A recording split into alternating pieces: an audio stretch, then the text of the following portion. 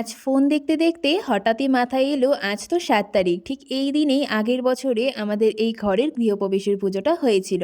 তাই ভাবলাম এই ভিডিওগুলো যখন তোমাদের সাথে শেয়ার করা হয়নি, তবে আজই শেয়ার করে দিই। তো সকালবেলা সবাই স্নান টান করে চলে এসেছিলাম ওপরে, আর বাবা এখানে ঠাকুর ঘরের বাইরে দেন মেইন দরজায় কদম ফুলগুলো লাগিয়ে দিয়েছিল।